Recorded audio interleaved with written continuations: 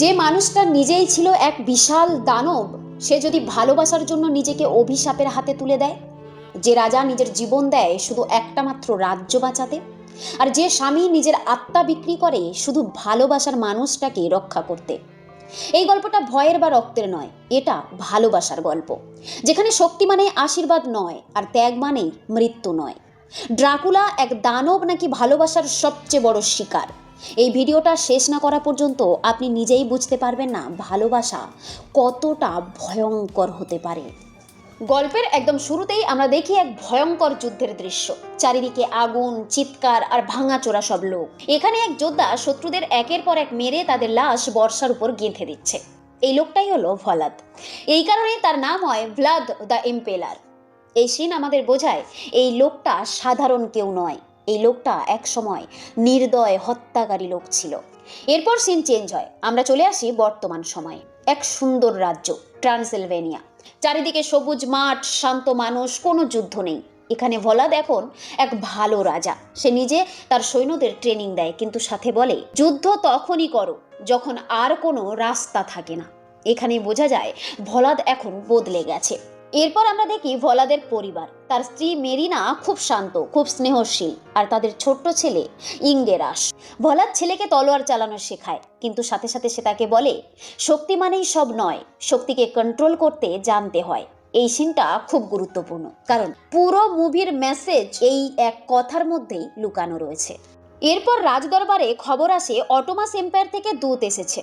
এই সাম্রাজ্যের শাসক হলো সুলতান মেহমেদ। ভলাদ আর মেহমেদ এক সময় একই জায়গায় বড় হয়েছিল, কিন্তু এখন তারা দুই দিকের মানুষ।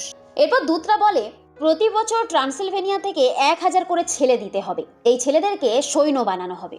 ভলাদ কষ্টের সাথে রাজি হয়, কিন্তু এরপর সবচেয়ে ভয়ঙ্কর কথা, তোমার ছেলে ইঙ্গেরাসকেও দিতে হবে। এই কথায় ভলাদের মুখ একদম ফ্যাকাশে হয়ে যায়। এখানে আমরা দেখি এক রাজা না, এক বাবার প্রতিক্রিয়া। ভলাদ সরাসরি বলে আমি আমার ছেলেকে দেব না। দূতরা হুমকি দেয় তাহলে যুদ্ধ হবে। ভলাদ বলে যদি যুদ্ধই চাও তাহলে যুদ্ধই পাবে। এখান থেকেই গল্পের টার্নিং পয়েন্ট শুরু। এরপর দেখা যায় রাতে ভলাদ প্রচন্ড ডিস্টার্ব। সে মেরিনার সাথে কথা বলে। সে বলে আমি আবার সেই দানব হতে চাই না মেরিনা। মেরিনা বলে যদি আমাদের ভালোবাসা বাঁচে তাহলে সব কিছু সহ্য করা যায়। এরপর দেখা যায় ভলাদ একা ডেথ মাউন্টেনের দিকে যায়। লোকেরা বিশ্বাস করে ওখানে এক ভ্যাম্পায়ার বন্দি আছে। চারিদিকে কুয়াশা, অদ্ভুত আওয়াজ। ভলাদ প্রথমে বিশ্বাস করে না। গুহার ভিতরে হঠাৎ এক কণ্ঠ, এক প্রাচীন ভ্যাম্পায়ার নিজেকে দেখায়। সে বলে এই শক্তি নিলে তুমি আর মানুষ থাকবে না। 3 দিন রক্ত স্পর্শ করা চলবে না। 1 ফোঁটা রক্ত খেলেই চিরদিনের জন্য তুমি দানব হয়ে যাবে। ভলাদ এক মুহূর্ত চুপ করে থাকে, তারপর বলে আমি রাজা নই, আমি একজন বাবা। সে শক্তি গ্রহণ করে। এরপর ভলাদের শরীরে পরিবর্তন শুরু হয়। সে দেখে তার চোখ অন্ধকারেও সব দেখতে পায়, তার কান মাইল দূরের শব্দ শুনতে পায়, সে বাতাসের মতো দৌড়ায়। এখান থেকেই ড্রাকুলার জন্ম হয়। এরপর দেখা যায় অটোমান সৈন্যরা হামলা করে। রাতের অন্ধকারে ভলাদ একাই 1000 সৈন্যের সামনে দাঁড়ায়। বাদুড়ের ঝাঁক, রক্ত, চিৎকার। এই সিনটা পুরো মুভির সবচেয়ে আইকনিক সিন ছিল। সে একা হাজার হাজার সৈন্যদের মোকাবিলা করে, সে সবাইকে মেরে শেষ করে দেয়। এরপর দেখা যায় ভলাদ জয়ী হয়েছে, কিন্তু তার নিজের লোকেরা তাকে দেখে ভয় পায়। সে বুঝতে পারে এই শক্তির দাম আছে। প্রথম যুদ্ধের পর থেকেই ভলাদ আর আগের মতো নেই। তার চোখ অনেকক্ষণ ধরে লাল হয়ে থাকে, মুখে এক অজানা ক্লান্তি আর ভেতরে জমে থাকা ভয়ঙ্কর রাগ। রাতের বেলা একাই সে নিজের ঘরে বসে থাকে। ঠিক এমন সময় দেখা যায় এক সৈন্য তার হাত কেটে ফেলেছে। রক্তের গন্ধ বাতাসে ভেসে ওঠে। ভলাদের শরীর কেঁপে ওঠে। চোখ বন্ধ করে সে নিজেকে সামলায়।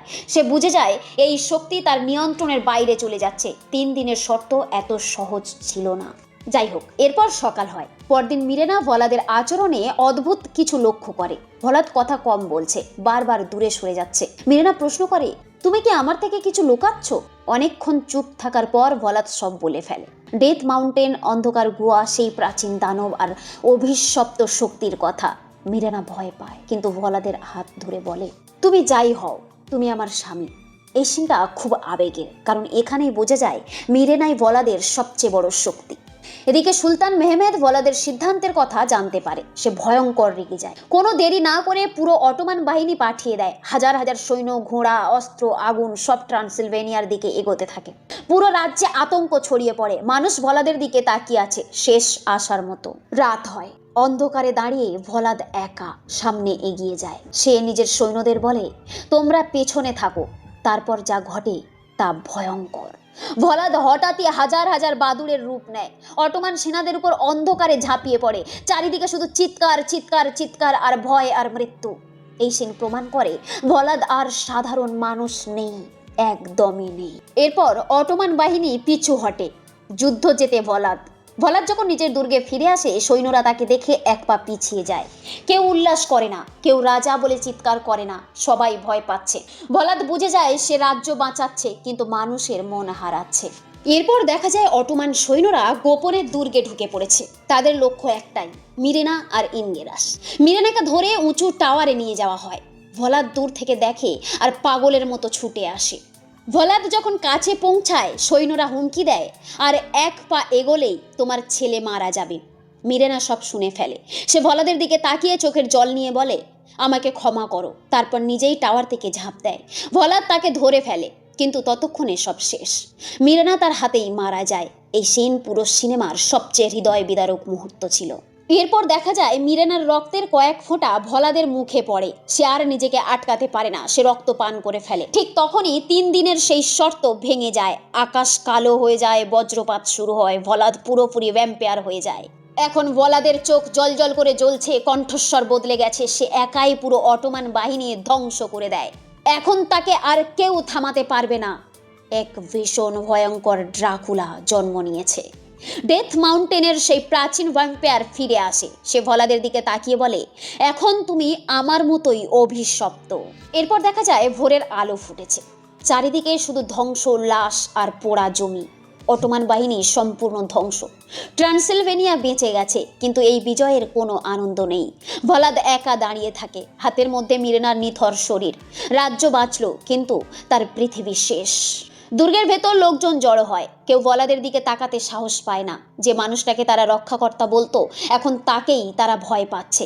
ভলাদ বুঝে যায়, আমি যদি এখানে থাকি, এদের জীবন আর কখনো স্বাভাবিক হবে না। এই সিনটা খুব গুরুত্বপূর্ণ, কারণ এখানেই ভলাদ সিদ্ধান্ত নেয় নিজেকে সরিয়ে নেওয়ার।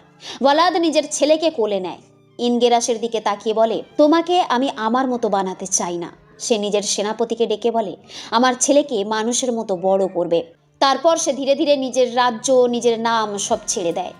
এই মুহূর্তে ভলাদ আর রাজা নয়, সে শুধু একজন অভিশপ্ত আত্মা। এরপর সূর্য পুরোপুরি উঠে এসেছে। ভলাদ জানে সূর্যের আলো মানেই তার মৃত্যু। সে পাহাড়ের দিকে হাঁটতে থাকে। শেষবারের মতো আকাশের দিকে তাকায়। মিরেনার কথা মনে পড়ে। ভলাদ সূর্যের আলোয় দাঁড়িয়ে যায়। তার শরীর জ্বলতে শুরু করে। সে ধীরে ধীরে ছাই হয়ে যায়। এটা কি ড্রাকুলার সমাপ্তি, নাকি নতুন শুরুর প্রস্তুতি? সময় দ্রুত বদলে যায়। 100 বছর কেটে যায়। ট্রান্সিলভেনিয়ার গল্প একটা কিংবদন্তি হয়ে যায়। ড্রাকুলা নামটা শুধু গল্পেই বেঁচে থাকে। মানুষ ভাবে সব শেষ, কিন্তু আসল গল্প এখনো বাকি। হঠাৎ আমরা দেখি আধুনিক শহর, গাড়ি, আলো, মানুষের ভিড়। সেখানে একজন লোক চুপচাপ হাঁটছে। লম্বা কোট, গভীর চোখ, পরিচিত মুখ। সে আর কেউ নয়, ভলাদ। ড্রাকুলা বেঁচে আছে। এক ক্যাফেতে একজন নারী বসে আছে। তার হাসি, তার চোখ সবকিছু মিরেনার মতো। ভলাদ তাকে দেখে থেমে যায়। নারীটি ধীরে ধীরে ঘুরে দাঁড়ায়। ভলাদের চোখের সঙ্গে তার চোখ পড়ে। এক মুহূর্তের জন্য সময় থেমে যায়। নারীটি ভ্রু কুঁচকে তাকায়। মনে হয় সে ভলাদকে চেনে না, কিন্তু তার চোখে এক অদ্ভুত টান আছে। ভলাদ এগিয়ে যায়। নারীটি হালকা হেসে বলে, sorry, do I know you? এই কথাটা শোনা মাত্র ভলাদের চোখ ভিজে যায়। সে ধীরে বলে, no, but I have known you forever. নারীটি অবাক হয়, কিন্তু অজান্তেই তার মুখে একটা মায়াবী হাসি চলে আসে। ভলাদ তখন নিজের নাম বলে, মাই নেম ইজ ভলাদ। নারীটি হাত বাড়িয়ে দিয়ে বলে, আই অ্যাম মিনা। এই নামটা শোনার সঙ্গে সঙ্গে ভলাদের বুকের ভেতর সব স্মৃতি একসাথে ধাক্কা মারে। মিরেনা, মিনা। নাম বদলেছে, কিন্তু আত্মা একই। ভলাদ বুঝে যায় ভালোবাসা কখনো মরে না, শুধু সময় বদলায়।